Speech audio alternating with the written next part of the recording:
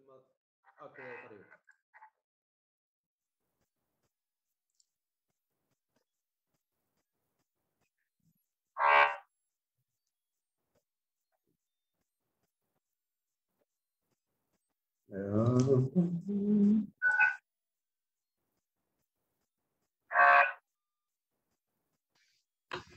Það var hérna eitt eftir, það var eitthvað með póstadressun. Ertu út aðgöngu líka?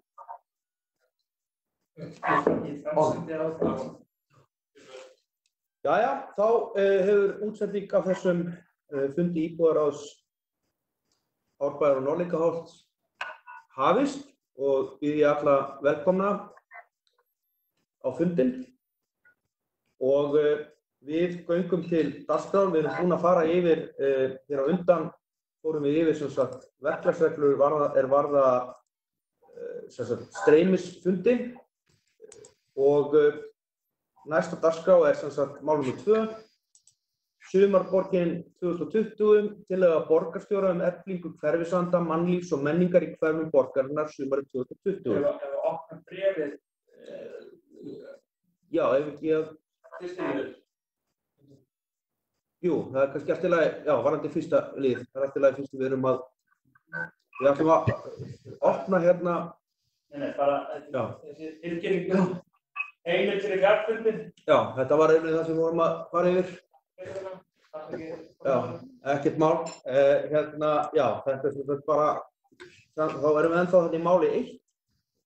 Og þetta sem bréfum og tillagan frávik frá skilyrðum sveitarstjórnarlaga vegna neyðarástand í sveitarfélagi og það í rauninni veitir þessa heimild til þess að funda með fjarfundabúnaði. Þá förum við í mál númer 2. Það Sumarborgin 2020, tillaga borgarstjóra eflingu hverfisanda, mannlífs og menningar í hverfum borgarinnar sumarið 2020 og Sumarborgin, sem sagt, við setjum upp hér bréf og þetta þá bréf frá borgarráði undirritað af borgarstjóra. Já, tillaga borgarstjóra. Já. Og þessi tillaga var samþykkt borgarráði og það sem í stuttu máli var ákveðið að 30 milljónir myndu deilast á 9 íbúðaráðin í hverfinu, þau eru 9 talsins og eftir ákveðnum reglum sem eru í samræmi við það sem verið hefur í hverfissjóði, sem annar sjóður sem íbúðaráðin geta útdeilt úr. Það gert með þeim hætti að 1 milljón fer til hvers ráðs fast, en umfram það deilist peningurinn, þannig 9 milljónir fara fast til ráðana, en það sem umfram 21 milljón deilist þá í hlutfalli við fjölda íbúa í viðkomandi hverfi. Og þetta sambærilegur eins og segja háttur og hefur verið á hvað varðar hverfissjóði. Íbúaráð Árbæjar og Norðlingaholts fær þar með réttæpar 3 milljónir í sinn hlut. Og kannski sjáu þið bréfið. Spurning hvort myndum... Já. Þetta gengur út á það að íbúaráðin taki svona forystu því að koma af stað núna í sumar verkefnum inn í hverfunum sem eru ætluð til þess að auka mannlífið í viðkomandi hverfi og til þess verði þetta fjármagn nýtt. Þetta þá svona allavega eins og einskiptis aðgerð. Þetta kemur þó ofan á þá fjármuni sem þegar eru í hverfissjóði sem eru í tilfelli okkar íbúðaráðs 2 milljónir árlega og þarna verið að gera ráð fyrir svona nokkuð breiðri hugmyndafræði það í hvað þessi fjármuni geta farið. Það verið að kalla til því að verið haft samstarf við stofnanir borgarinnar í hverfinu. Það geta verið frístund, skólar og svo framvegis. Og... Færa bréfið þessu? Halló, hvað segirðu? Aðeins að færa bréfið upp? Já, færa bréfið aðeins upp, þannig að við getum lesið neðri hlutan af þeim. Gott mál. Þannig að þetta svona samstarfsverkefni og það auðvitað nákvæmlega það sem íbúðaráðunum ætlað að gera, það að efla mannúð í hverfunum og koma á samstarfi og það sem verið að gera núna í þessu máli, þannig ég fara aðeins yfir það, sem sagt að það búið að vera að vinna úthlutunarreglur fyrir þessa styrki og formönnum íbúðaráða voru kynnt drög að þeim í lok síðustu viku og þessar reglur eru svona nokkurn veginn tilbúnar. Það reiknað með því að auglýst verði eftir umsóknum á allra næstu dögum og að umsóknarfrestur verði þá fram í svona byrjun júní, kannski fyrstu vikuna í júní eitthvað slíkt. Þannig er vinnulagið á þessu. Þetta er náttúrulega mjög skammur tími og þess vegna legg ég áherslu á það að íbúðaráðið verður að koma mjög sterkt að því og ákveðið að því að fá félagasamtök, einstaklinga, fólk sem er með góðar hugmyndir í hverfunum til þess að sækja og þar held ég að okkar krafti væri best fyrir komið ef við getum fengið sem flesta til þess að taka þátt, til þess að við fáum umsóknir og þessi peningur nýtist inn í hverfinu. Þetta er nú svona það sem ég myndi vilja segja þetta í fljótu bragði. Einhverjar hugleiðingar? Ég er að spá í þessar úthlutunarreglur sem þú talar það aðgengilegar einhvers staðar? Það eru, eins og ég sagði, það er ekki búið að ganga frá þeim, það verða kynntar þá bara núna leið og auglýst verður eftir umsóknum. Þær byggja í rauninni ekkert ósvipað kannski þeim reglur sem hafa verið notaðar í hverfisjóði og eins voru kannski reglur sem það voru líka gefnir styrki fyrir menningarmál. Þannig að þetta byggir svona á öðrum reglum sem verið að nota í sjóðum innan borgarinnar og þær verða þá bara gefnar út núna þegar að þetta verður auglýst.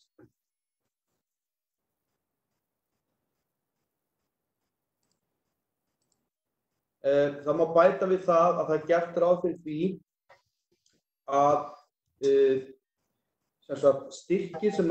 styrkumsóknir fari fyrst fyrir nefnd eða hvað maður kalla faghóp, við getum kallað það faghóp, þar sem meðal annars situr verkefnisstjóri sumarborgarinnar 2020 sem náttúrulega verkefni, búið að setja á stofnunum fyrir sumarið og meti umsóknirnar og kanni hversu mögulegar þær eru í framkvæmd.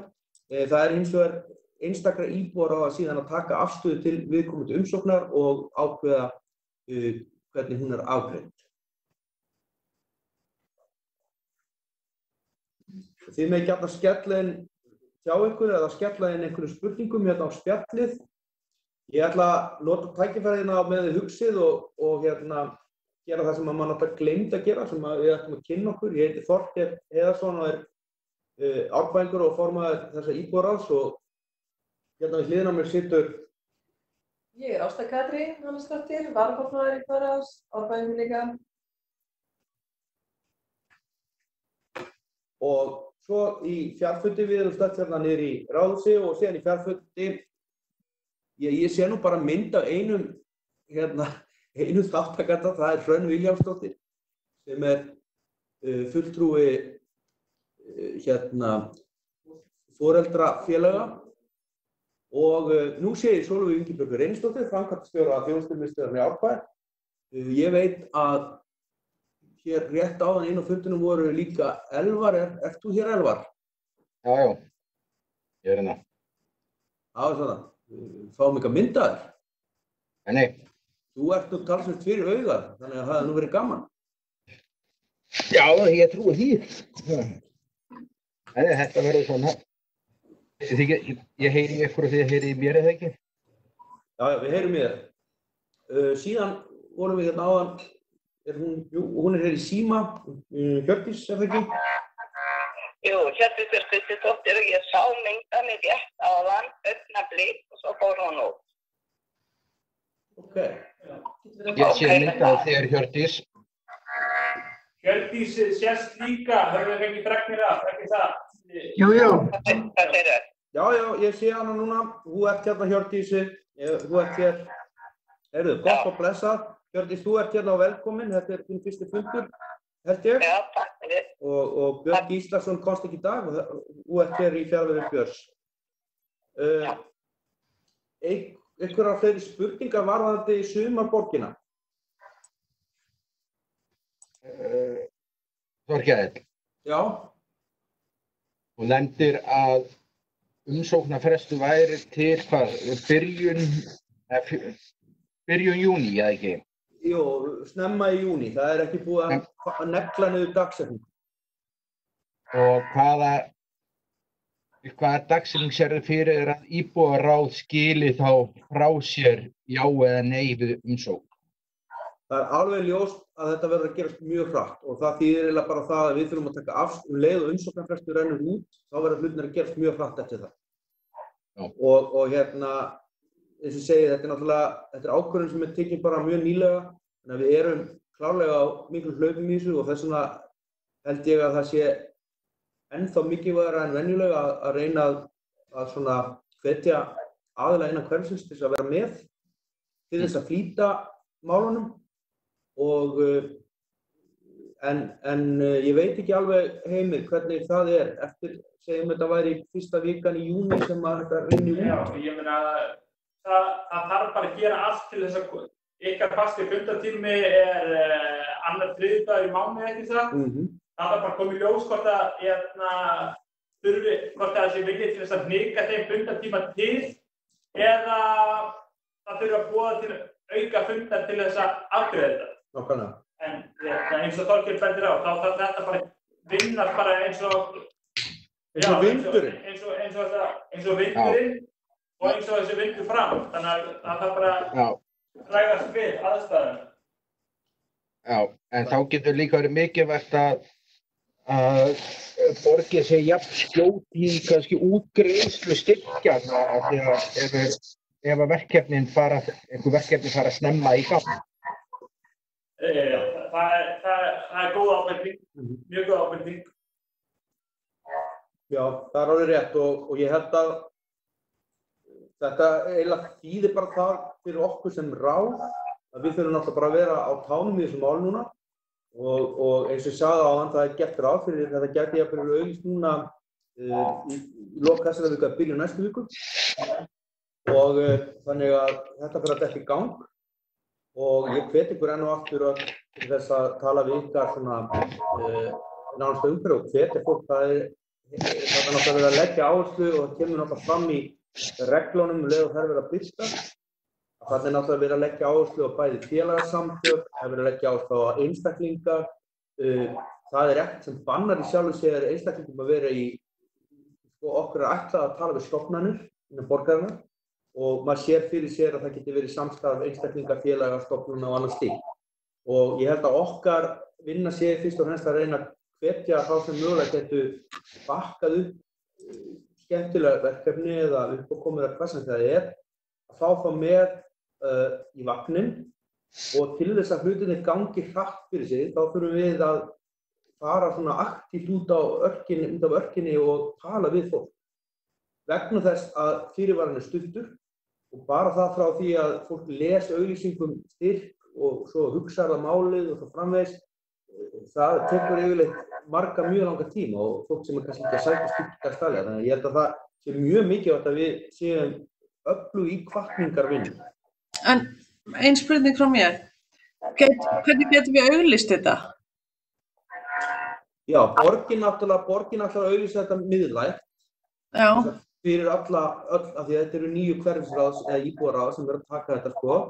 Þannig að þetta verður auglýst miðlægt. En ég held einmitt að það sé annað sem við þurfum að gera. Við þurfum svolítið að taka innan okkar nærsamfélags, taka svolítið boltan og keyra þetta áfram. Og það getur verið líka bæði þetta auglýsingar á Facebook og allt svoleiðis, en það getur líka verið bara maður og mann. Já. Og ég held að það sé ekkert miður, sko, minna mikilvægt í þessu tilfelli. Því við erum bara að tala um nærsamfélagið sem við erum að fara að virkja í þessum einstaka málum.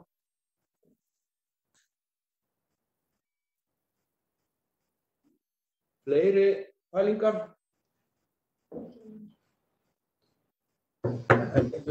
Já, fyrirgefið. Flott sko, ég finnst þetta bara svona nýti endahnút á þetta mál, þá þetta náttúrulega bara jákvætt og ég held að þetta ósk og galla sé að þetta bara nýtist vel fyrir hverfið og það verði til úr þessu skemmtileg verkefni og hugmyndafræðin sannarlega sú að við það ferðabann og ýmislegt í gangi, þannig að það mikilvægara nú en oft áður að vera með eitthvað sem að gerast í hverfinu og til þess verið að auka þarna við fjármuni sem mögulegir eru í slík verkefni núna í sumar. Þorkell. Já. Mér dettur í hug líka að sko, það verður ekki boðið upp á hefðbundi 17. júní niðri í bæ þar sem að tugum þúsunda verður stefnt niðri í miðborgina og meiningin auðvitað í gegnum sumarborgina Reykjavík að dreifa skemmtanahaldi eða hátíðahöldum. Þannig að þetta líka tækifæri til að gera sér glaðan dag á 17. júní eða menningarnótt eða hvað eina. Einmitt, og það sem kannski sko, það sem auðvitað kannski varðandi það, af því að þetta mjög góð punktur, þá kannski sko bara út af tímarammanum í þessu verkefni, af því að þetta koma seint og þetta, þá hefur maður kannski, sér maður fyrir sér að í praxis muni þessi peningar nýtast á betur þegar það fer að líða á sumarið. Einfaldlega vegna þess að tíminn líður hratt og við erum að detta inn í júní eftir stuttan tíma, þannig að, en ég held að þetta sé allt upp á borðinu, það sjálfsögðu. Og hugmyndafræðin, eins og þú bendir á, líka að dreifa kannski viðbrögðum meira til hverfin og það eitthvað sem við íbúðaráðu, borgarinnar og hverfisráðan þar á undan höfum oft haft orð á og óskað eftir. Það sé menningarstarfsemi meiri og uppákomu víðar en bara í miðbæ. Já, ég vil bara taka undir henni Sólveigu. Mér finnst mjög gott að þetta dreift út í hverfið. Flott en að sjálfsögðu mun ég bara leið og að koma nýjar vendingar í þessu máli, þá mun ég bara upplýsa ykkur í ráðinu. Þetta þær upplýsingar sem ég hef höndunum núna og en ég heyrst á öllu að þetta muni gerast mjög hratt, eins og segja á næstu dögum verður þetta auglýst. Þá förum við í þriðja mál og þar erum að ræða bréf umhverfis- og skipulagssviðs vegna tillögu að deiliskipulagi fyrir Elliðaárdal. Þetta til framlagningar. Við fengum líka ábendingu daginn að við fáum þetta sent sérstaklega sem íbúðaráð í hverfi sem liggur að Elliðaárdalnum. Þannig að ef við höfum áhuga eða huga því að gera umsögn þessa deiliskipulagsbreytingu sem felst í því að afmarka ákveðið svæði og gera borgargarði, þetta mál sem búið í vinnslu svo sem í mörg ár, þá getum við gert það fyrir 18. Það var kynningarfundur núna í síðustu viku, ef ég man rétt, þetta mál, þar sem var farið yfir þetta skipulag og það var svona streymisfundur eins og við erum á núna.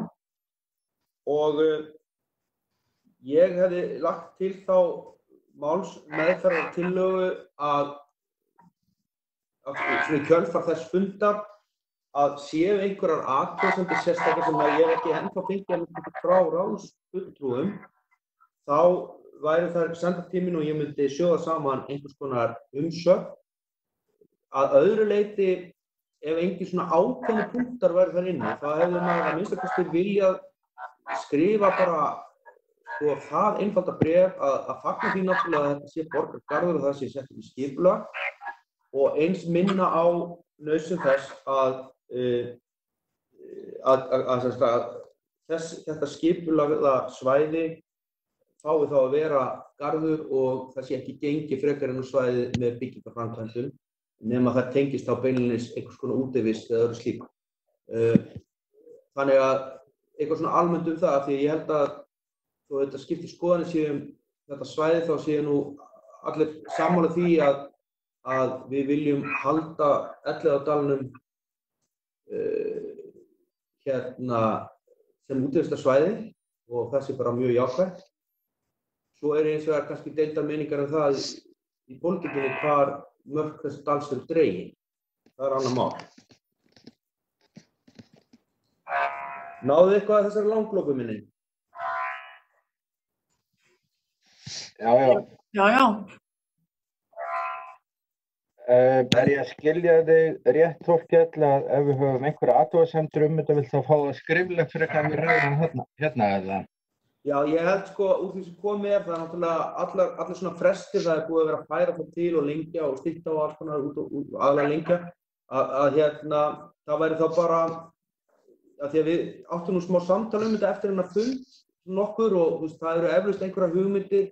Það kom til þess fram hugmynd hvernig þetta leysa hjólastígamál, Árbæjarmegin, eitthvað slíkt og þannig að við myndum þá bara taka það saman sem að almennt séð, sem að við svona pikkuðum út úr þessari kynningu og teljum vera eitthvað sem að við vildum sjá öðruvísi eða annað en að öðru leyti náttúrulega vildum maður bara fagna að þetta sé komið þá á þann stað að þessi dalur verði þá skipulagður sem borgargarður en ekki sem til dæmis byggingarsvæði annars og að því leytinu til. En svo getur verið einstakir punktar þó. Mér fannst þetta mjög, það eru þarna örugglega einhver smáatriði sem að menn hafa skoðanir á, en við höfum til hvað 18. held ég núna. 18. Það er ágætt að... En fyrir ekki, hvernig ætla að skila þessu inn ef þetta með ekki ræði þetta? Verða allir punktar hvers einasta nefndarmann þá settir inn á samþykki samara eða? Nei, við erum að vinna þetta bara á milli funda í tölvupósti. Eins og við höfum svo gert við fleiri umsagnir. Við gerðum daginn við umsögnum Rauðavatn, þannig að við myndum vinna bara með svipuðum hætti. Og svo þetta bara mismunandi með umsagnir hvort að menn hafi mjög sterkar skoðanir á viðkomandi máli eða ekki. En endilega, við myndum þá bara starta samtali það og við vorum svo sem byrjuði á þessu samtali og það er kannski bara ljúka því þannig að við getum búið til einhverju svona almennt og nú ef einhverju vilja skila sérstöku áliti þá náttúrulega þetta deiliskipulagstillaga sem þýðir það að hver sem hefur rétt til þess að skila umsögn eða áliti slíkar tillögur bara almennt í lögum, skipulagslögum. Þannig að það er engin almenn krafa í sjálfu sér að það séu allir fulltrúar í íbúðaráði sammála allt sem í deiliskipulags eða aðalskipulagstillögum. Og auðvitað getur það verið jákvætt í mörgum tilfellum. En íbúðaráð alltaf sterkari en einstaklingur í hverfinu? Já, og ég meina þá, og þegar svo þá náttúrulega verðum við bara að ná einhvers konar samkomulagi það sem frá okkur fer.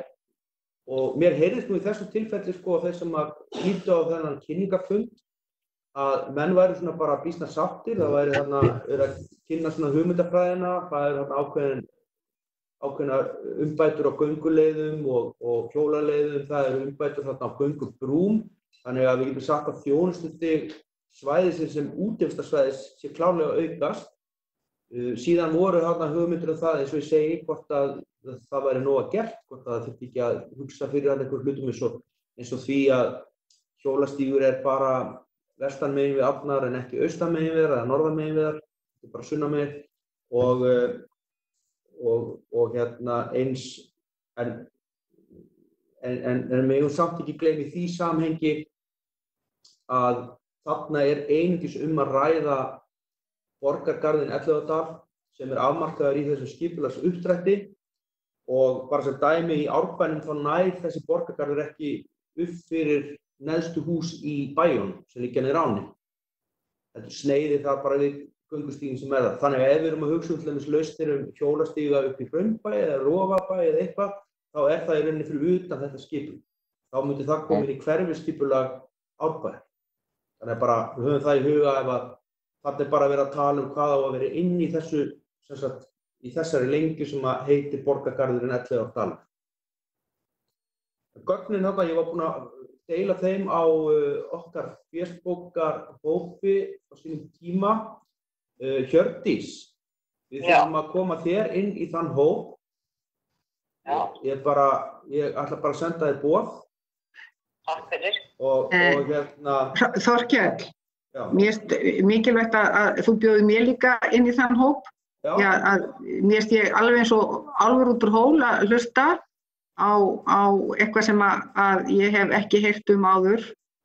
Nei, ok, þetta við sko í sjálfu sér þann hópur sem við höfum haft eiginlega bara þessi hópur sem að fulltrúarnir íbúðaráðanna hafa notað til þess að hafa samtal sín á milli, en það sjálfsagt. Ok. Þetta ekkert, þarna eiginlega bara, þetta bara svona vinnuhópurinn til þess að það sem við erum að skiptast á hlutum á milli funda. Það svona hugmyndar bak við það. En eins og ég segi, með þessar deiliskipulagstillögur þá vill svo til að í þessu COVID hafa komið inn núna í röð 3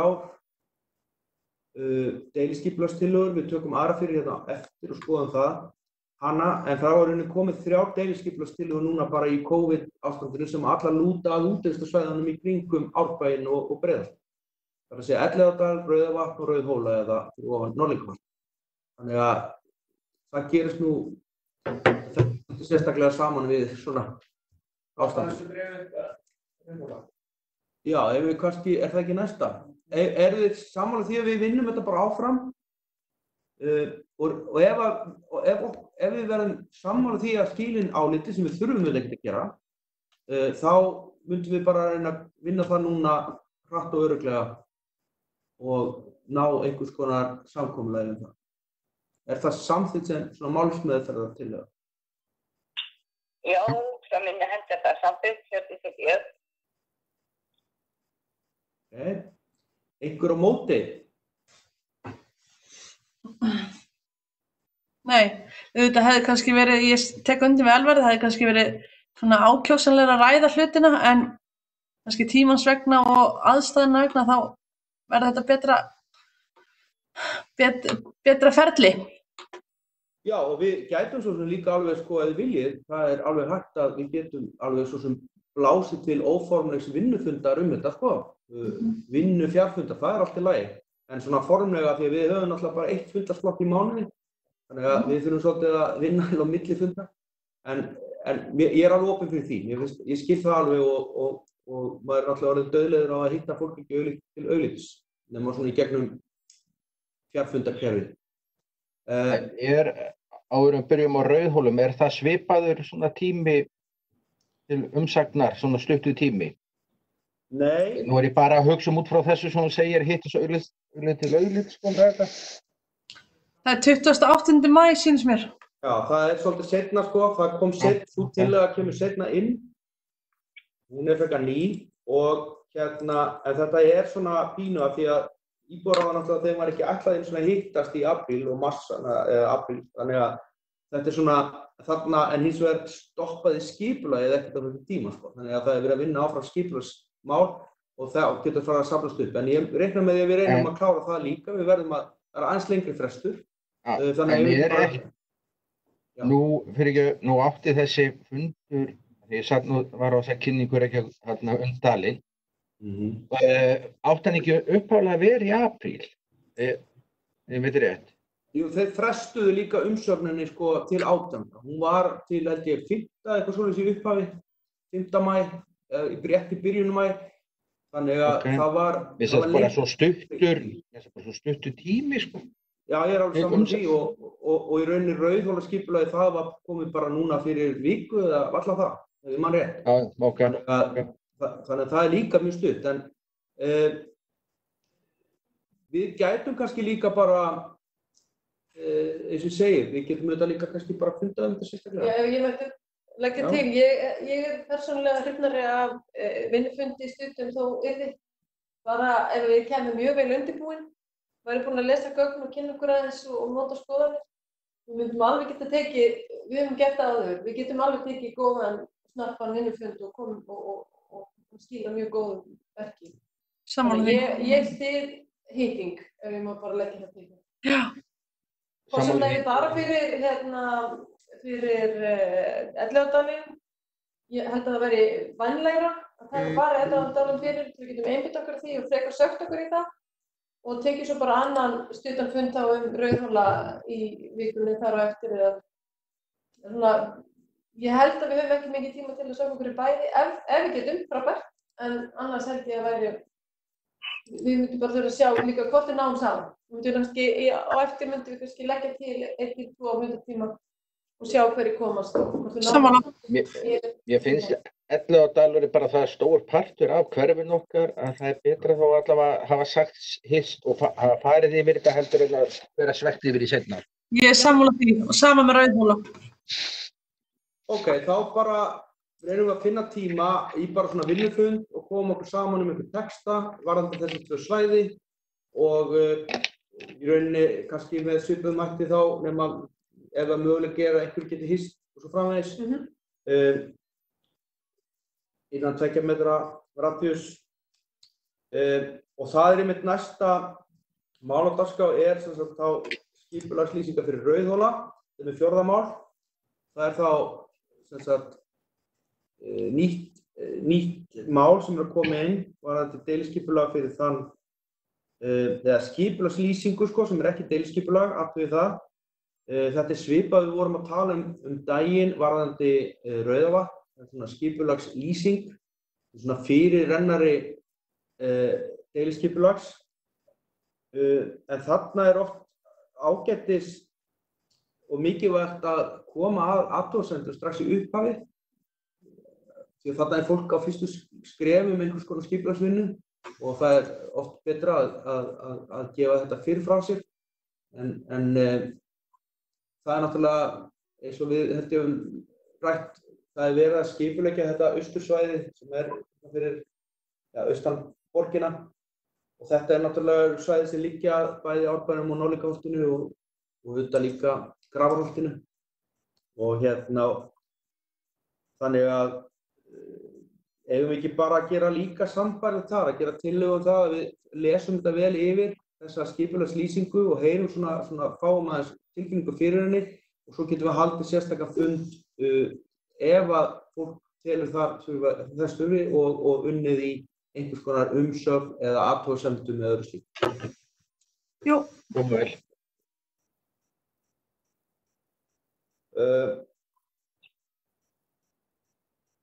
Erum við þá sátt við þetta sem málsmeðferð líka í 4. máli? Já. Þá eru þessi 2 mál svona og við verðum náttúrulega bara svolítið að kyngja því að tíminn er naumur og hlutirnir eru einhvern veginn að við höfum ekki hist nokkuð lengi. Þá er fleiri athugasemdir varðandi 4. mál eða spurningar annað slíkt. Sjá hvort einhver hafi skrifað hér. Athugasemdir. Nei. Þá er næsta mál á dagskrá. Það er sem sagt mál nr. 5. Þjónusta strætó í hverfinu til umræðu. Og þetta mál var tekið dagskrá á ósk íbúasamtakanna. Ég held að upphaflega snerist málið það að eins og við vitum þá var þjónusta strætó skert núna í COVID með þeim hætti að strætó gekk eftir eins og á laugardegi vagnanir í borginni. Þetta var gert með hliðsjón af mjög miklum samdrætti í notkun á strætó. Leið 16 sem er okkur í Árbænum mjög mikilvæg strætóleið, hún gengur ekki á laugardögum þannig að hún var felld út. Hins vegar er búið að taka ákvörðun það hjá strætó að sem sagt allar leiðir strætó muni frá og með 18. maí keyra á sumaráætlun. Þannig að málið er í sjálfu sér komið, þjónustan er komin á þann stað sem hún var.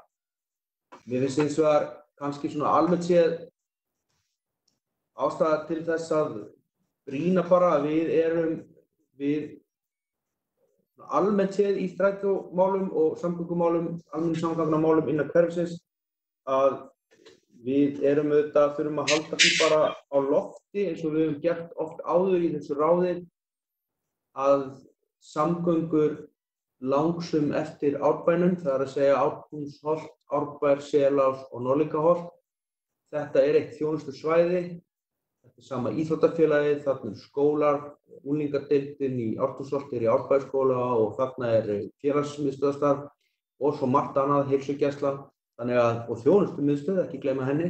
Þannig að það gríðarlega mikilvægt að bara almennt séð að við stöndum í lappirnar varðandi það að tryggja það að strætóþjónusta sé eftir endurleiðingu hverfinu og við höfum svo sem alveg lent og séð nýlega bara tillögur það að slíta þessa þjónustu í sundur og það eitthvað sem ég held að íbúar hafi alltaf staðið saman að verja þessi tengsl á milli hverfishlutana í Árbæjarhverfi.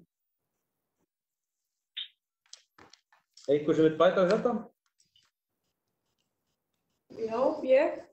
Það sem ég held að við sem íbúar ættum líka íhuga alvarlega fyrir þetta strætómál í heild sinni, því nú vorum við búin að sjá þetta fyrir nánast gerast og við sæjum ekki fyrir þetta myndi fara svona í mars og apríl, að þeir myndu kannski mögulega nýta sér eitthvað til þess að taka þessa leið út. Það var búið að leggja það til, það var búið að setja það eins sem tillögu og við vörum við því og spiltum fast niður fótum í janúar, minnum ég að hafa verið.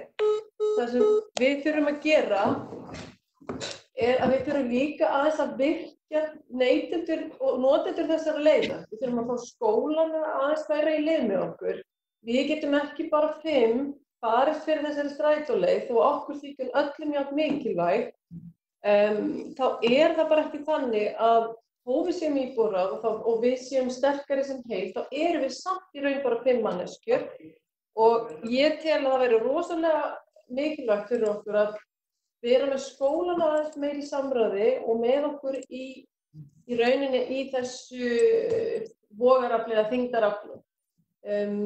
Mér finnst svona frekar lítið koma frá foreldrum þeirra barna og unglinga sem nota eða ættu að vera að nota strætótjónus. Ef það heyrist lítið frá þeim, þá verður engin hvati fyrir strætó til að halda þessari leið áfram. Sama hversu rosalega líkleg hún og nauðsynleg. Þannig að ég vil leggja það aðeins til að við aðeins opnum betur á samtali við notendur strætó og við séum meðvituð hverjir það eru að fara núna og virkja þau til samstarfs og stuðnings við okkur. Við getum ekki barast fyrir bara einn, þó við segjum íbúar. Það alveg augljóst.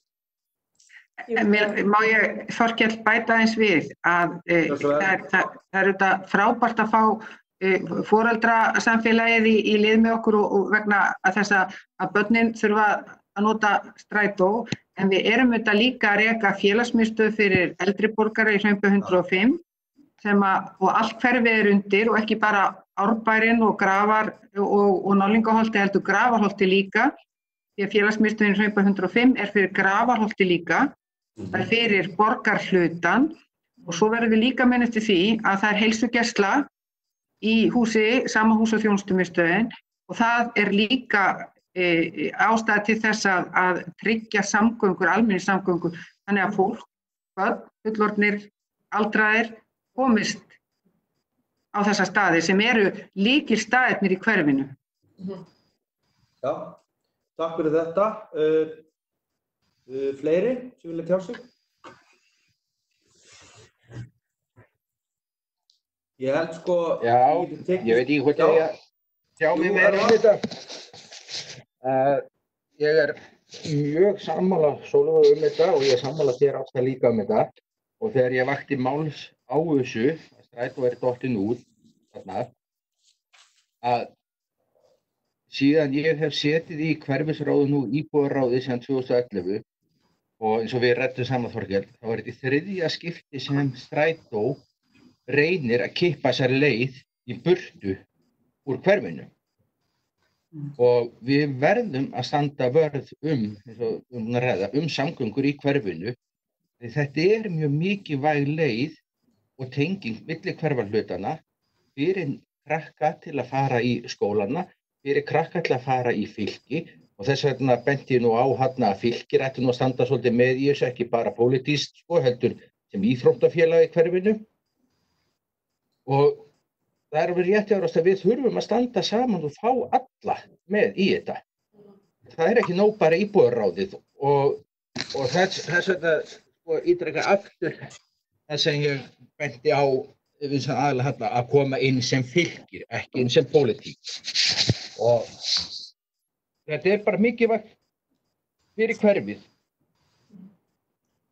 Ég heyri það, við erum öll á sama máli þetta og ég svona velti fyrir mér hvenær það verði í rauninni tímabært fyrir okkur sem ráð að senda hreinlega stjórn Strætó bréf þar sem við hreinlega förum aðeins í gegnum það að þegar Reykjavík byggð upp þá sem náttúrulega búið að gera löngu tíma, þá gengið út frá því að Árbærinn sé einhvers konar þjónustusvæði og sameiginlegt þjónustusvæði, við erum að tala um sameiginlegt skólasvæði og annað, og það hlýtur að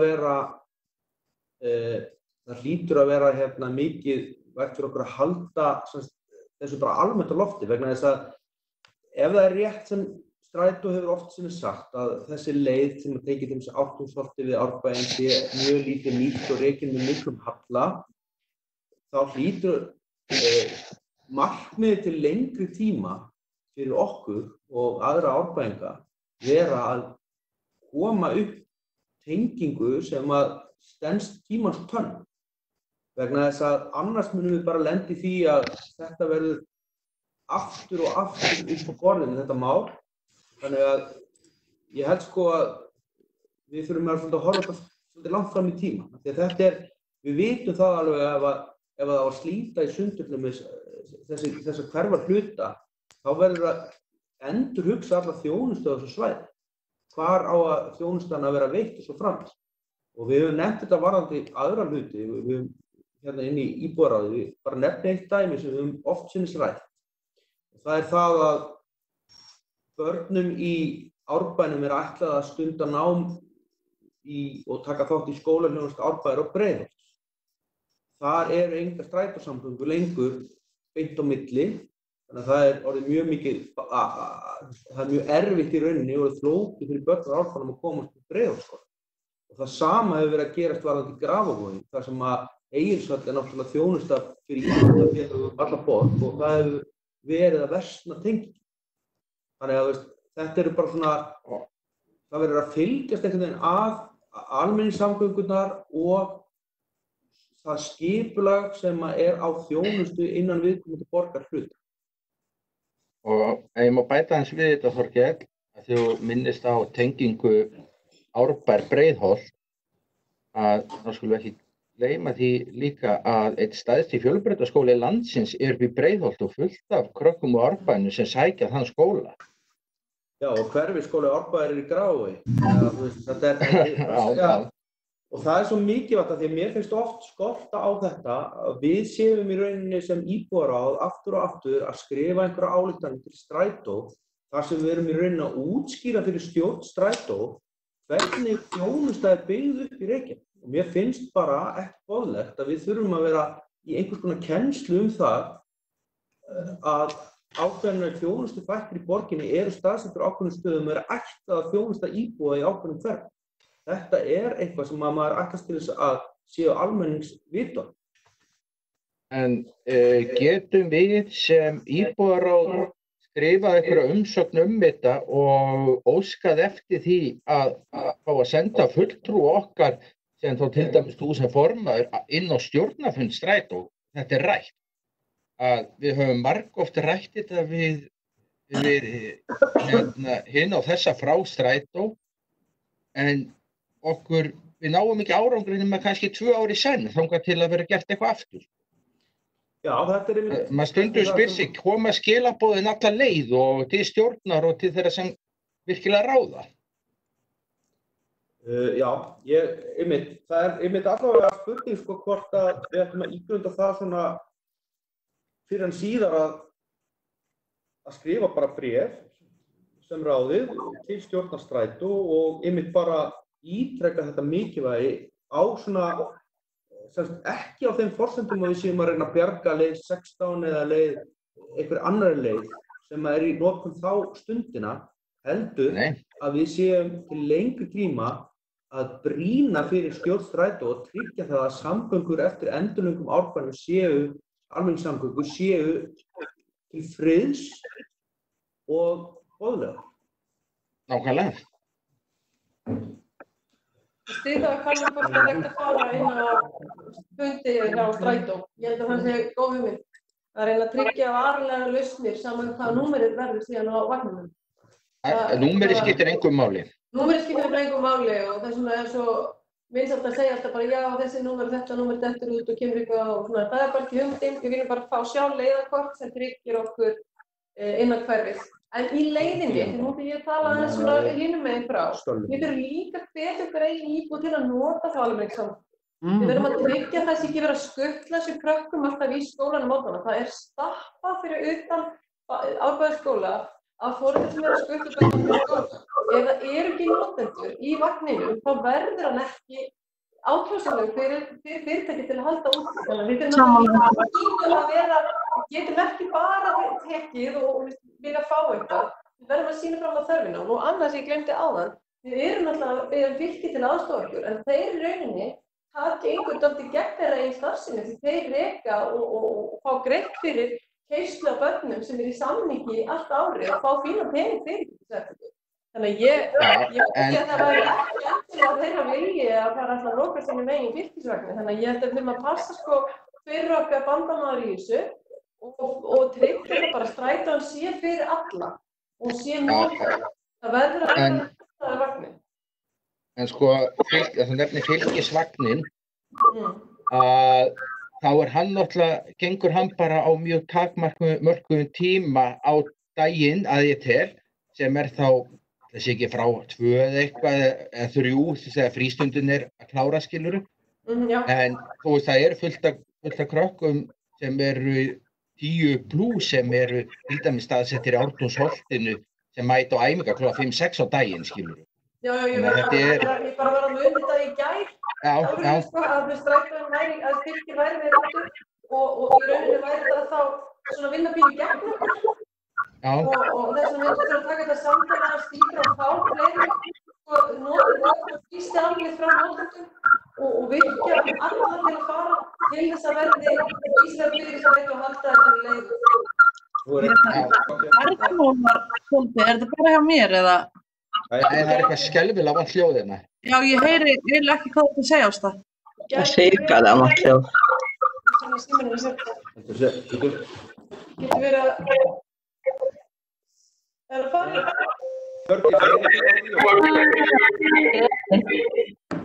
Ég heyri stundum í ykkur og stundum mjög vel og stundum bara mjög slitrótt. En þið verður að vera með, þið verður að mjúta ykkur, alls nema sér þið talið. Já, ok. Það verður að vera slökkt á öllum hátölur nema þegar við tölum. Já, Eva, hún komin. Já, sjöti. Slökktu á hátölur með mikrofóni af því að þeir eru ekki að tala, því að það kemur feedback. Þetta er svona... Já, býtu. Já. Sjáið mig. Já. Ok. Já, Eva, það var tæknilegir örðuleikar í gangi. Heyrðu, við þurfum aðeins að hafta okkur. Franspil, hvernig er fundartíminn? Ég hefði nú viljað klára þetta bara á næsta hálftímanum helst, ef það væri hægt. Mér finnst ágætisspurning að við myndum bóka bara það að við reynum að skrifa bréf til stjórnar Strætó, þar sem við förum alveg yfir þörfina á því að þjónusta sé tryggð á milli þjónustu kjarna í hverfinu. Eitthvað í þá áttina. Er ykkur á móti þessari málsmeðferð?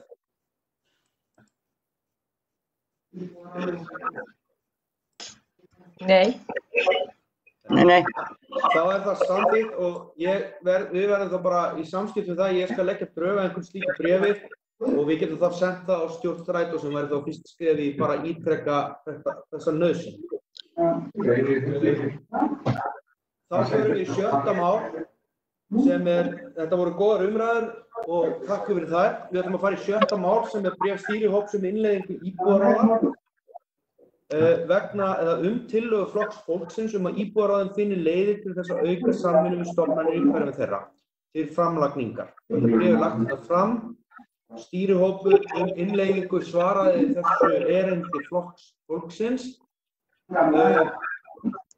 og ef ég man rétt, við lítum bara á þetta sem ágætis brýningu, það náttúrulega hlutverk íbúðaráðanna að vera í tengslum við stofnanir og fólk í hverfinu og það eitthvað. Sólveig, ert þú með kveikt á mikrofónunum hjá þér? Elva, heyrðu í okkur? Það ekki líka Eva með kveikt? Það sést hver með kveikt. Ég heyri í ykkur. Þetta eiginlega ekki hægt lengur, sko. Já, mjút.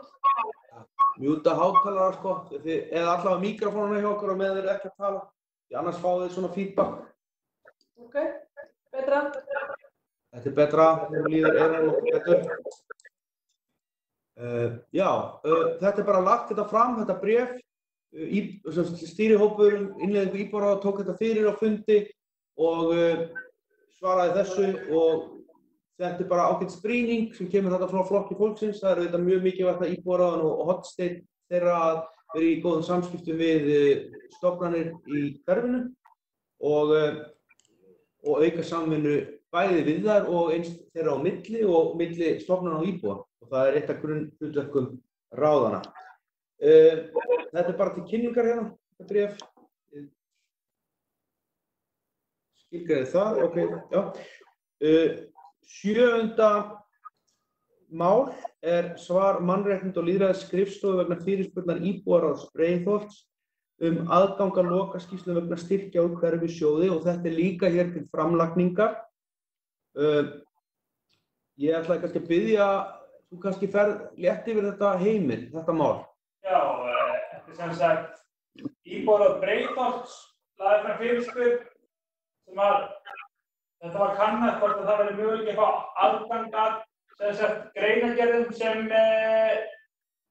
styrkþegar þurfa að skila að verkefni loknum og lögfræðingur af mannréttinda og lýðræðisskrifstofu tekur vel í þetta og mér skilst að verklagið er þannig að íbúðaráðin fái þessar greinargerðir sendar eftir því sem þær berast. Mjög gott að heyra og þarna erum við svo sem bara, við fáum náttúrulega einhvers konar greinargerð frá skrifstofunni hér í Ráðhúsinu varðandi umsóknir, þar sem lagt mat og hvort þær séu tækar og umsóknir í hverfissjóð, hvort þær séu tækar og hvort það falli innan regluna sjóðsins áður en það tekin afstaða til þeirra hjá íbúðaráði og þá mjög eðlilegt að sjálfsögðu að íbúðaráðið eigi möguleika því að sjá hvernig einstökum verkefnum sem styrkt voru líkur. Fagnaði þessu bara. Þá erum við komin að öðru framlagningamáli og það umsögn íbúðaráðs Árbæjar og Norðlingaholts skipulags- og matslýsingu vegna gerðar nýs deiliskipulags við Hádegismóa. Þetta til framlagningar og við þarna ræddum þetta heilmikið og reyndum að ég held að það hefur tekist bara ágætlega að koma þarna í orð svona því sem við vorum að ræða og hugsa varðandi þetta svæði sem svæði við Rauðavatn, norðan við Rauðavatn, sem náttúrulega eitt af stærstu útivistarsvæðum borgarinnar og við lögðum áherslu á það í stuttu máli í þessari umsögn að við værum í sjálfu sér ekkert á móti því að skátarnir kemur það starfsemi sem getur vel verið þarna og átt heima þarna en við hefðum hins vegar áhyggjur af því svona almennt að það þyrfti að taka þá allt svæðið og ígrunda hvað þetta að gera við það og kannski einmitt með hliðsjón af því að það alltaf svona ákveðin hægt á því að það séu tekin frímerki út úr svona útivistarsvæðum og skipulagt eitthvað á þeim áður en búið að vinna einhvers konar heildarskipulag fyrir svæði sem í vinnslu á þessu svæði nú þegar. Það svokallað austursvæði sem þá útivistarsvæði fyrir austan Rauðavatn, norðaustan og austan Rauðavatn sem þá Hólmsheiðin og svo framvegis. Og þessu var skilað bara inn og var sem sagt þá fyrir skipulagsráð sem umsögn og mér fannst bara takast vel til þarna og ég held að þetta sé kannski svolítið módeli fyrir því sem við getum notað í umsögn sambærilegt mál í Rauðhólum. Þar að mörgu leyti svipað að ræða, en þó rauðhólar hafa þá sérstöðu að vera friðlýst svæði auk þess á 1974. Þannig að þetta bara, þið megið gjarna bara að lesa þetta. En þetta var lagt fyrir og sent til skipulagsins. Og þannig að það ekki meira að segja þetta. Næst til framlagningar enn eitt málið, það líka til framlagningar og það sem sagt verkáætlun Reykjavíkurborgar vorhreinsun á götum og gönguleiðum og það ágætt að skoða þetta með hliðsjón af því að þetta hefur oft verið rætt að við fengjum yfirlit frá hverju skipulagssviði það hvernig þjónustu bæði vetrarþjónustu og sumarþjónustu háttað í okkar hverfi. Og það vill svo skemmtilega til núna að þetta lagt fyrir fundin eftir að þessari þjónustu lokið því að það búið að sópa ákvæðin. Við vorum mjög snemma á ferðinni þetta árið. En það bara að gera þetta máli ennþá ánægjulegra að menn séu búnir að því sem þeir eru að tala í þessu bréfi. Þannig að við erum að tala 11. Maí held ég að þessu átt að ljúka, er það ekki? Já. En þetta líka bara gott og ég fagna því líka almennt af því að þetta eitthvað sem við höfum bæði íbúðaráðan og hverfisráðan þar á undan oft farið fram á að fá þá bara svona yfirlit yfir það, hvernig á þessari þjónustu að vera háttað á hvaða árstíma og svo framvegis. Erum við, já þetta til framlagningar, eitthvað sem þið viljið bæta við þetta? Já. Þá kemur já, Elvar, ertu með það? Nú spyr ég, kannski þið ekkert með svar við þessu, en hefur það ekkert verið rætt á borginni að þessi hreinsun sé ekki gerð bara í maí, svona að vori, að það mikið óhagkvæmara að þessi hreinsun byrji kannski í febrúar, mars og sé tekin aftur í maí, af því að nú gríðarlega hlýtur að vera mikill kostnaður líka í því að gera allt verkið í einu og það þurfa að losa bílana jafn ört hjá hreinsitækni eða hverju sem sjá þetta. Þetta veit maður að þetta snýst kostnað, sko, en maður spyr sig hvort að þetta sé eitthvað dýrar að gera þetta, skilurðu, tekið í febrúar, aftur í maí heldur en bara eina stóra hreinsun. Maður spyrir eftir að meina götusópunni, þetta verkefni. Já, götusópunni, gangstéttarnar, sko. Já, hún hefur ekki tilgang í febrúar, það ennþá sem ekki snjór og saman. Nei, eða mars, skilur, stundum eru komin í mars að þú komið jafnvel með veður fyrir hjólreiðar og annað, sko. Þetta stundum þetta pínu seint, og þetta náttúrulega misjafnt veðurfar í Íslandi, en stundum þetta pínu seint og sér hjólin vera að sprengja dekkin á göngustígunum og fólk að detta í sandinum og þetta. Ég tengja við þetta. Ég myndi segja, það sem ég myndi sjá í þessari pælingunni, Elvar, að ég myndi líka vilja sjá sko annars konar hreinsun í borginni almennt og ekki síst á heima í Árbæ að bara yfirborðshreinsun á rusli. Það þarf ekki að sópun ekki alltaf einu þrifin sem þarf að framkvæma. Mér finnst mikið rusli sko almennt fjúkandi og það eitthvað sem ég held að vera hægt að gera miklu fyrr. Og sópunin kannski flóknara út af frosti, þess að við náttúrulega í efri byggð lengur að fara frost og svona og maður hlafa sandinn þangað til að aðri klækkinni fara inn og eitthvað. Já. En ég sammála og ég held að við ætlum að vera mjög vakandi fyrir þessu í kannski næsta vor að fylgjast með sko að geta lagt þetta til fyrr og verið vakandi fyrir því hvenær við myndum helst sjá að þetta getur gerst. En ég hefði viljað bæta við þetta með almennþrif. Að mér finnst þau alveg jafn mikilvæg og jafnvel geta byrjað fyrr.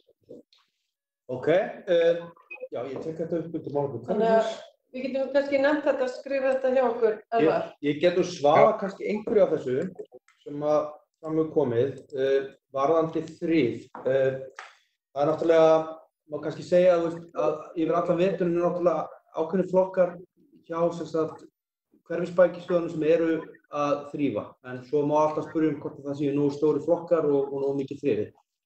Varðandi götuhreinsanir þá það þannig að núna seinni árin hefur lögð áhersla á það að þegar að koma þurrviðriskaflar að vetrum að þá reynt að hreinsa götur og skola og ríkbinda, en þá hefur verið fyrst og fremst að skoða stofnbrautir og það gert náttúrulega fyrst og fremst þess að draga úr rík og svifryksmengun sem hefur verið mikið vandamál orðið víða í Reykjavík.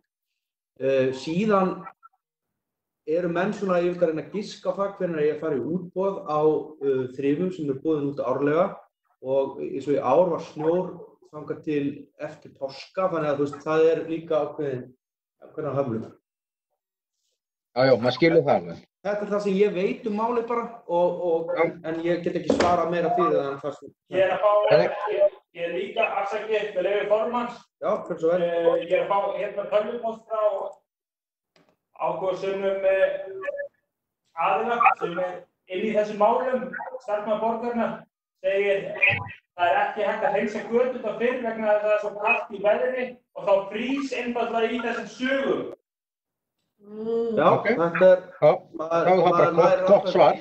Já, mjög gott svar og ég meina, ég veit og ég minni bara á þetta, ég held að það hafi orðið ákveðin vakning í þessu varðandi svifryksmengunina að þrífa þær götur sem að valda mestri mengun. Við erum náttúrulega stóru stofnbrautirnar í gegnum borgina og það farið að leggja ansi mikið í það að þrífa þær þegar að tækifæri gefst til yfir veturna. Sérstaklega, eins og segi, þegar að koma þessi köldu þurrviðriskaflar þar sem svifryksmengun hefur farið upp úr öllu valdi.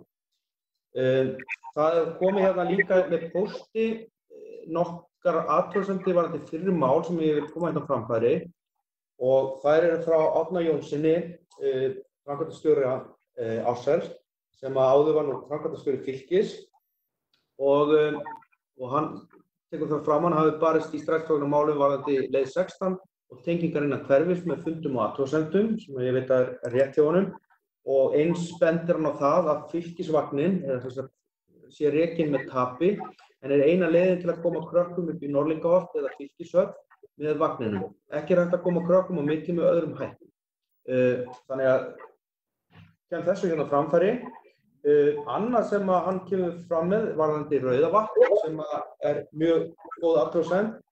Það liggur fyrir tillaga frá ungmennaráði, hún var nú tekið fyrir hérna og kynnt í hverfisráði, held ég á síðasta kjörtímabili. Og það snerist með það að færa líf í útvistarsvæði við Rauðavatn og þar segir hann að það þurfi nauðsynlega að dusta ríkja þessu máli. Ég tek undir það og ég held að varðandi umsókn skátanna uppbyggingu þarna þá þó að það sé náttúrulega bara einhvers svona forsögn að möguleikum sem gætu orðið fyrir framtíðinni þá náttúrulega skátastarfi í eðli sínu starf sem gæti stutt við slíka uppbyggingu á svæðinu. En þetta sannarlega tímabært að dusta ríkja þessu.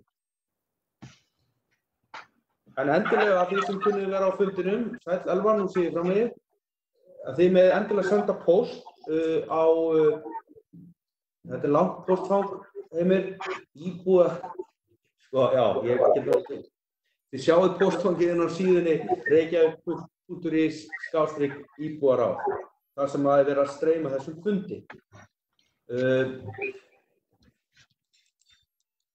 Næst á dagskrá þá 10. mál sem að heitir sumarleyfi íbúaráðs Árbæjar og Norðlingaholts til umræðu. Það verða náttúrulega ekki sumarleyfi, þannig að við sláum það bara af strax, vísum þessum mál á dagskrá. En ég á nú vona því að það sé verið að tala þennan mánuð þar sem að íbúaráðin hafa öllu jöfnu ekki verið að starfa, þar að segja í júlí. Það rétt. Þannig að þetta bara með leyfi formanns, þá bara vakið athygli á þessu að það gert ráð fyrir því að íbúaráðinu sleppi sinni fundi í júlí. En eins og hefur verið farið gegnum þá það nauðsynlegt að afgreiða umsóknir vegna sumarborgar og einnig liggur væntanlega fyrir næsta fundi að íbúaráð fái sína aðkomu að fjárfestingu á viðhaldsáætlun og þetta eitthvað sem liggur á og þarf að afgreiða á júnífundi og það bara vonandi að Það ekki vonandi að það takist, það verður gert, en svo þarf bara að koma í ljós hvort það þurfa að fundar í seinni part júní til að taka þessi mál föstum tökum. Já, við getum huggað okkur við það, við erum ekki að fara til útlanda, þannig að því leytinu til verður þetta vandræðalaust, en svona í ljósi þess ástand sem að hefur verið, þá má náttúrulega búast við því að bæta við fundum og það er þá bara sagt hér og nú að til slíks gæti komið eins og Heimir réttilega að segja.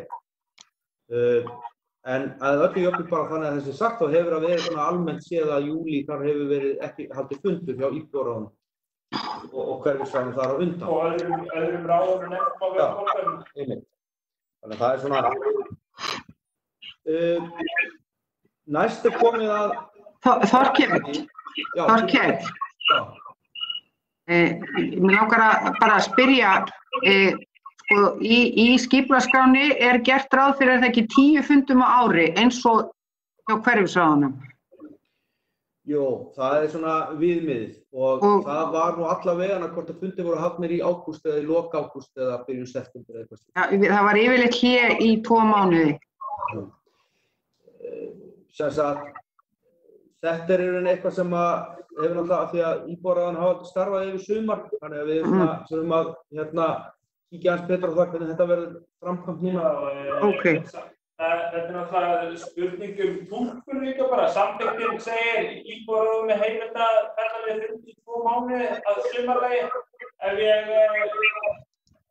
held ekki að fara algjörlega orðið rétt með, þá er það spurning hvort að við þá skildi með því að ferðan við fundi júlífundin, þannig að þá líka 2 mánuður milli. Svo getur það frá þeirra mennvæðin í kröflegri túlkanir af því.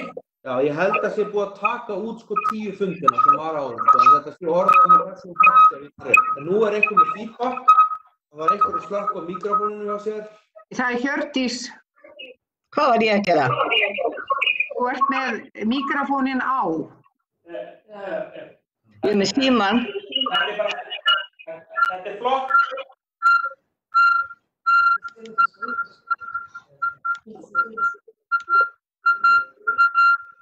Það kveikt á Hjördísi. Já, farið. Kom með. Takk fyrir. Ok, hérna 11. mál sem þá síðasta máli sem opið á þessum fundi sem sagt en spurning. Já. Já, frá Æva. Já. Já, þessi fundur, næsta fundur sem þetta talaðu, verður þetta líka svona fjarfundur? Það bara fyrir allt eftir ástættur í samfélaginu og svona tilmæli yfirvalda. Ég heyri ekki svarið.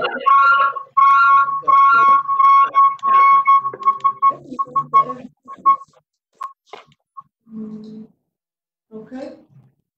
Já, við hefum hérna í veruleikum með. Betra núna? Já, þetta fer svolítið. Núna heyri ég, en ég heyri ekki svarið. Nei, Heimir sagði að það færi svolítið bara eftir tilmælum yfirvalda og hvernig mál þróðust. Það er eiginlega þannig sem við erum svolítið að spila þessa dagana. Ok, þá þurfum við að fara næst í mál sem heitir málefni hverfisins sem svona opinn liður og það bara opna ég ef einhver eru að hlusta og fundin að senda okkur post eða einhver sérstök málefni sem að fólk vil ræða og eins því sem eru hér inn á fundinum að þetta þá svona þessi fasti liður sem við höfum á fundi íbúaráða sem heitir bara málefni hverfisins og þá svona mætti orða sem önnur mál varða hverfið og einhver með mál sem að hann vill leggja fram? Ásta? Ég dætti nú bara henni í hug, eitthvað sem að við settum ekki á okkur dagskrána að gaman að kynna það að íbúareltið farið af stað sem við vorum búin að vera í allan vetur að undirbúa eiginlega og við Hrönn og Elvar og Þorkell erum búin að vera að fara í pröfugöngur og meira en það. Það sem og ég veit ekki hvort að þið hinn sem eru hér á skjánum hjá okkur, hvort þið hafið séð þessa kynningu á íbúarelti í Árbæ og Norðlingaholti. Við höfum reynt að kynna það vel á Árbæjarsíðum og í þeim foreldrasamfélaginu.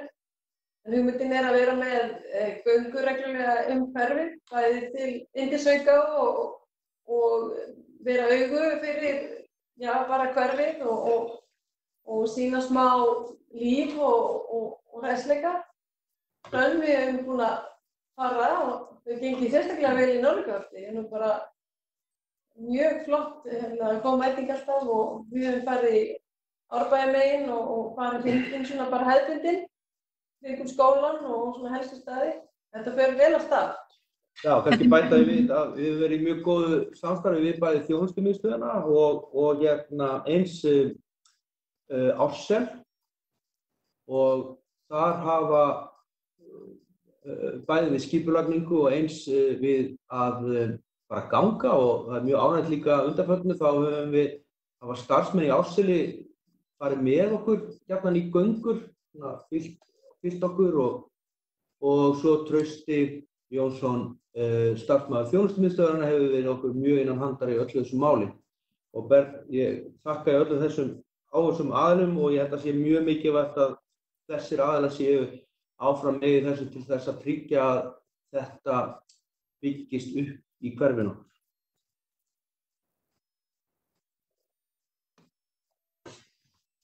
Fleiri sem að hafa mál varðandi, varða svona almenn mál, varða hverfið okkar? Eitt sem ég að hugsa, ég tek nú undir með íbúarelti, þetta er frábært að sjá þetta að fara af stað og í Norðlingaholti hafa verið að mæta 15-20 manns tvisvar í viku og mikil ánægju með þetta, allir með og við sjáum bara fram á aukningu þannig að það er frábært. Ég er að spá í þetta varðandi fjárfestingu og viðhaldsáætlun kynninguna sem við vorum, eða sem var núna í vikunni. Hver er aðkoma okkar að því máli? Þurfum við ekki að skila einhver inn eða hvernig? Já, ég get aðeins fylgt í það. Það er sem sagt kannski einmitt í þessari kynningu. Við höfum nú að fá þessi gögn. Það sem var kannski svolítið athyglisvert og margir orða á að þetta var svona mjög stórum skala þessi kynning. Í rauninni kannski var áhorfendahópurinn ekki rétt, þetta var kannski ekki rétt að kynningi fyrir þennan hóp. En á móti kemur þá náttúrulega ef við erum að reyna þarna að sameina kynningu á öllu fjárfestingum austan Elliðaár. Það er í gangi samtal við sem sagt Óla Hertivík hvort að mögulega sé að brjóta þetta eitthvað meira niður og ég veit að það er bara svona í gangi. Ég held að það sé það kannski sem maður myndi vilja sjá. Þetta er auðvitað spurning líka hversu mikla vinnur þetta leggið á allt það og hvað næst núna í ár kannski meira. En þannig allavega stendur málið. Ég veit að það er búið að óska eftir því að hvort að það sé mögulegt að brjóta aðeins meira niður á hverfin. Þannig að þetta eru mjög stórar tölur þegar við erum að tala um almennt viðhald og við kannski í þessu íbúðaráðum að horfa meira til gangstéttanna í okkar hverfi en í Breiðholtinu og svo framvegis. Já, en mín spurning var hver er okkur, þurfum við að rýna þetta eitthvað og skrifa eitthvað þetta eða ég meina hver er okkar aðkoma að eftir þessa kynningu? Já, okkar aðkoma kannski og það var kannski punkturinn í þessu að til þess að við getum gert athugasemdir eða við getum ýtt á einhverju einstök mál sem okkur kannski finnst við vera sett aftarlega og slíkt, þá verðum við aðeins að fá aðeins gleggri mynd af því hvað í okkar hverfi það er sem á að fara í á aðeins minni skala. Það er kannski það sem að Já, ég er sammála því.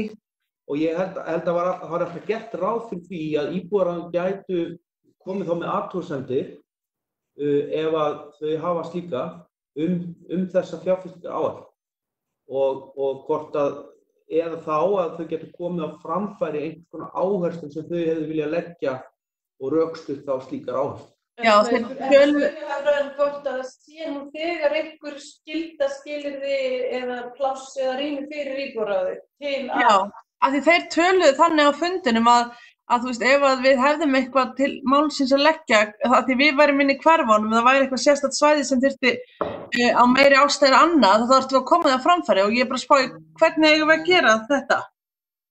ef ég mætti skjóta inn í með leyfi formans, þá verður þetta mál á dagskrá íbúðaráðanna núna sem sagt í júní og hugsanlega einhver í maí og þar verður þetta lagt upp sem sagt og ykkur gefin kostur á því að fara í þessa forgangsröðun sem talað er um.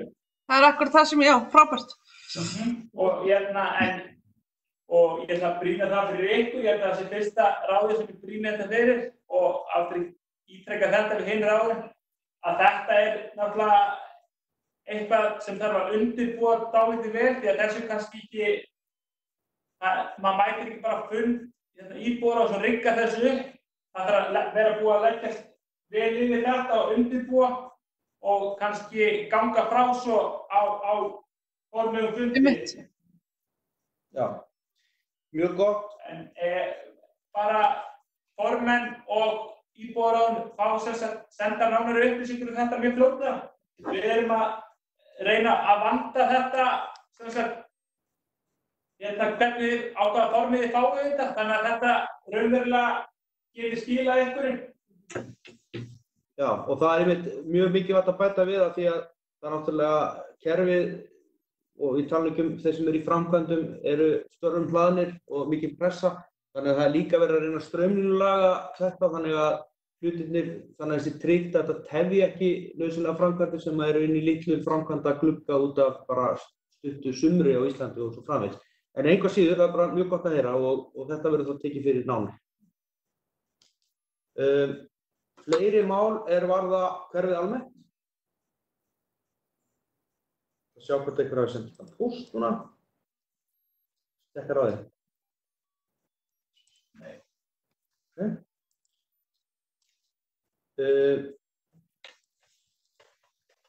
Þá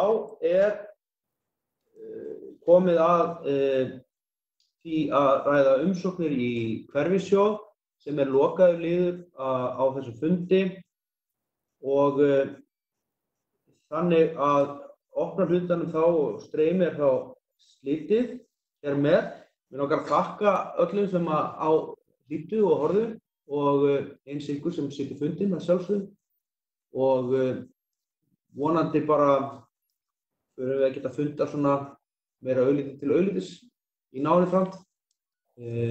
Þið sem að sitjið á fundunum verið þá áfram hér eða inn á ykkar tölvu og ég þakka ykkur öðrum fyrir. Við gefum smá hlýja núna, öðru stundli. Þorkell, ég ætla bara að yfirgefa fundinn. Þið erum komið að vera áfram? Já, en bara ágætt, takk fyrir það. En ég held ég leyfi ykkur bara að